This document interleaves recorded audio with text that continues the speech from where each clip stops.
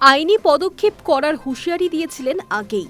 সেই মতো সোমবার ব্রিটিশ সংবাদ সংস্থা বিবিসির বিরুদ্ধে 1000 কোটি ডলারের মামলা ঠুকলেন মার্কিন প্রেসিডেন্ট ডোনাল্ড ট্রাম্প।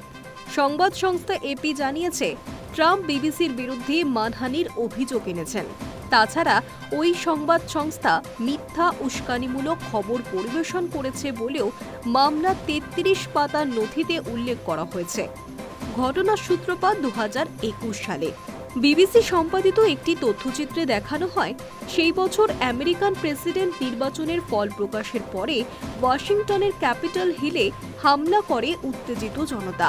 হামলার জন্য আঙুল ওঠে সদ্য পরাজিত প্রেসিডেন্ট ট্রাম্পের দিকে।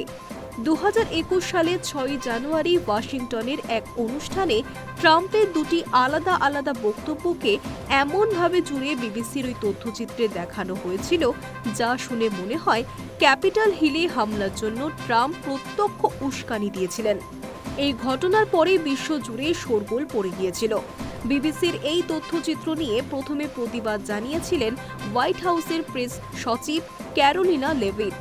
তিনি দাবি করেছিলেন, এই ধরনের কোনো হিংসাত্মক কার্যকলাপের প্ররোচনা দেননি ডোনাল্ড ট্রাম্প।